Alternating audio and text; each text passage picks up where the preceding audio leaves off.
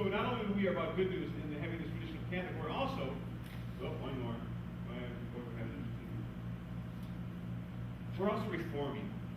I can remember I actually got in trouble for using this word when I was in seminary. I wrote this in my essay that you had to write for becoming a pastor, and the bishop I had at the time didn't like it. Okay, because one of the things we do is when we become part of a church that's an institution, sometimes we get wrapped up in maintaining that and forget that we are supposed to be a community that's always reforming. And it hasn't always been the case. We just heard Martin Luther and this wrestling he had of breaking from this God of wrath to a God of mercy. Yeah, I know a lot of people who have kind of said, I've had very bad experiences in Lutheran churches. That's not what I've heard. I remember a couple who I had done a wedding for a couple, and the best man and maid of honor were a couple. They were living together. They weren't married, and they wanted to get married. And they told me how they had friends who had gone to this church that they had thought about going to get married, but the pastor there, and it was the Lutheran church, had told them that he wouldn't marry them not because because they were living together, but because they had ever lived together. That just didn't make sense to me. But and so they just felt like there was no place in the church for them, and especially when they connected that with God, that what was God like? So as a church, we're supposed to be reforming, and we're a movement that is always reforming, always seeking to come to a better place. Part of the reason we're here in this place and doing a different way of worship than most churches you see is because we felt like what we've experienced has often kept people from God. And we want to do things that instead open people to God. That this would be experience coming here of God being gracious and merciful. And I think in many ways, I think we're doing fairly well. I shared with a couple of you a few weeks ago, new friends that have been in the census committee would be come over, and we've been getting together like once a month or so, and we got together yesterday actually down at Bushel and Pack. And the two that came, one of those friends on her Facebook page even puts that her religious beliefs are atheists. She doesn't believe in God. And I was talking to her, and she was actually the one who woke the other friend up to come to worship because she wanted to come here. And the week later when we got together, there was another friend of hers who was at this gathering we had. We were playing poker. And this friend was looking for a church. And so her friend was looking for a church. So my friend who's an atheist is saying to her friend, you got to go to this church. It's great. Like, we must be doing something right. If we have atheists in the community, inviting people to come to our worshiping community, that your church is just different. You're always welcome to come again. Just walk out. To me, reforming is saying, what does it mean to be a place that opens it so that anyone can come, and who knows, it might just be God, even if we don't know how to put it in words. I want to touch on just a couple things as we finish the time. These are the three traditions we're going to talk more about in these next week when we talk about teaching. The problem with, I have to tell you this, is I do this at home, and the computer screen is set up in a different format once it's hooked into the projector. So if I didn't fix it today, which I apologize, I didn't, it gets weird. When we have a worship service, we have up front what? You guys recognize these guys? No? It's blurry, I know. It's the best picture I can find. This is actually not from our worship service. This is from when Jacob and Ian and Johnny and John and their band performed at Launchpad, which is the state competition for band. They don't usually get down like that. Johnny's kind of jumping around. We should maybe let do that a little bit more on Sunday, I suppose. But part of it is we have the band is the leaders of music that help draw us into God's presence. That they're participants in this worship experience. That we all are. We talked about it as being the work of the people. It's just this drama that God is doing, and we're all a part of it. Click on it. We have all of us. You recognize that one? It's like, hey, this is from the mission team trip. But we are all participants. Part of why we were playing around a little bit, I don't know if I say playing around, we did a little bit more on the screen with responses. Being reformed, we explore all kinds of things, even going to things that have come from the church of the past, because, they too were connected to God. But in ways that let us also participate, to be able to respond, and to have our words shared together, so that we feel that we are part of this community. So we are all participants in this drama that God has of worship. Click on it. We have baptism. And well, actually, a couple weeks ago we have we did hopefully more than one baptism here together. And actually, side note, I have to tell you, I'm actually doing an infant baptism at Central Christian most likely in a few weeks, which is an interesting story. So, baptism though is where we say we come into this family God has given us here. We're all children of God by birth. We're made in God's image, but baptism is this place we come into, as we talk about. And so it's central. If you go to the table, we have the the bowl with the water, and we can remind ourselves of our baptism, marking ourselves with the cross. We also have the table. And at the table we have communion, which we talked about, is this place that God welcomes us with the meal. You saw in the movie. But the table is also something important to think about as a table. You know, a lot of churches we talk about is altar. When you think of altar, what's an altar? What's an altar used for? Sacrifice, right? And so it's a very different image than when you think of it as a table. In fact, if you go to Presbyterian churches, they always have a couple chairs there at the table to remind you it's the place we sit down to share a meal as family. And that's what the early church did. So we talk about this whole service as communion, and this is the central place. And we put it in the center today to remind us that it's the table that we gather around. I kind of like that we all gather around tables. I think many of us are like that. That's what we're doing. We gather as family. Next one. Well, I have one quick thing I want to share on that. I didn't mention this before, but you notice we have wine and grape juice, right? And I just want to share a little bit of background, because some churches only do one or the other.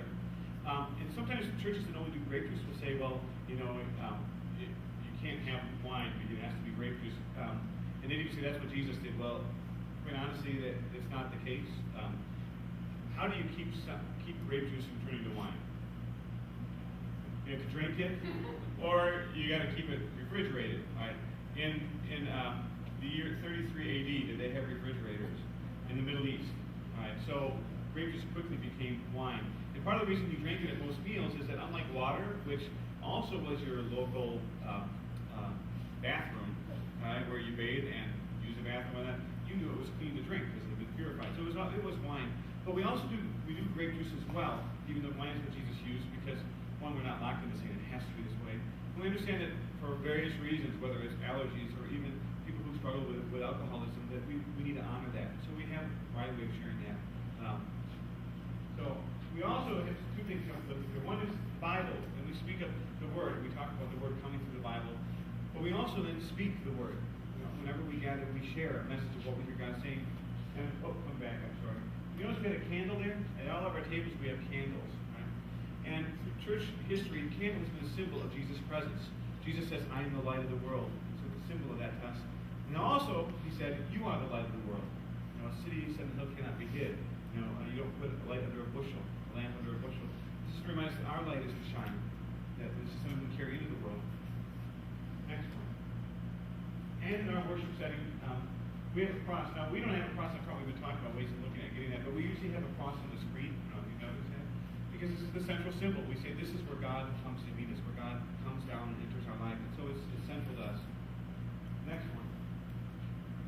Now, what is it you see waving behind that church building? American flag. If you go to most church buildings, what do you see there? A flag. Actually, while many churches have that, it's really not appropriate. And the reason is not because we don't want to be good American citizens. It's that the church crosses all lines of nationhood and people of race and gender and language. And it's something that doesn't belong in that place, because God is about something that goes far beyond it. So we don't have a flag in our worship space because of that. What is this a picture of? This is someplace out in the world, right? We talk about the work of the people. Is it just about this gathering? No. What we understand is that God works in the midst of this drama, this ritual drama, that God comes speaking His words of mercy. But then our work is not just in here, but out in the world. But we go out to share this with everyone we meet, and not simply by our words, but in all that we do. And we're going to explore that more when we talk about this way of following. Next one. So we hear the living word. We see God in flesh. Right? By eating and drinking, we are incorporated again into Jesus, that we may follow the way of the cross. So we understand this is what our gathering is about, is to be able to, in this place, meet this living presence of God together, to come together in community, that we see God in flesh, in the meal, and in each other. That we are God's living presence, and we come together here, and then we take God's living presence into the world. And so by eating and drinking, we are again and again incorporated into Jesus, so we may follow the way of the cross. Like the clip we saw Phenomenon a few weeks ago, when they're sharing the apple, saying, now it's a part of us, we take it with us, that Jesus is a part of us. We are connected through it, and we take Him with us wherever we go.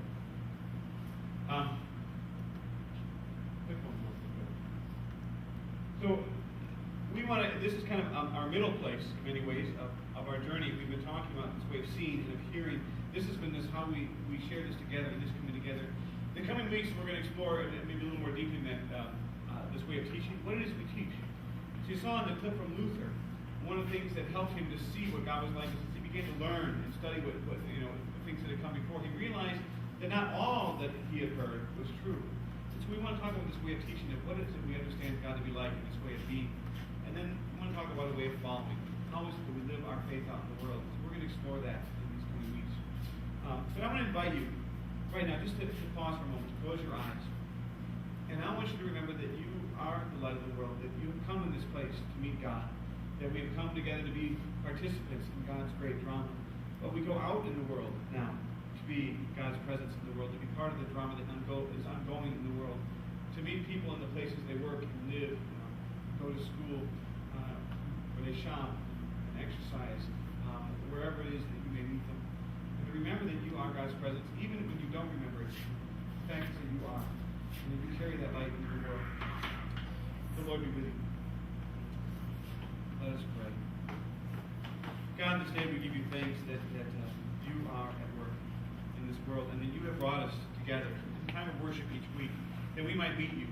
To remember that we are tied together with all those who have come before, who have followed you. To remember that we are evangelical, that we are people of the good news. That we remember that central to everything is that you are gracious, that you are mercy, that you will bring everyone together in your inclusive family, that you invite us to share that with everyone. And that we are reforming, that we seek to undo anything that has gotten in the way of people hearing that message, to always come to a new place so we don't forget what it is that you were about.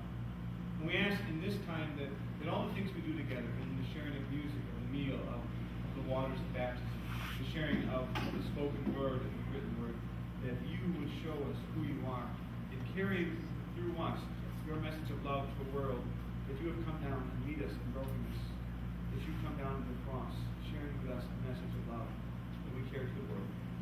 We ask that you would help us to do this in Jesus' name. And all God's people said.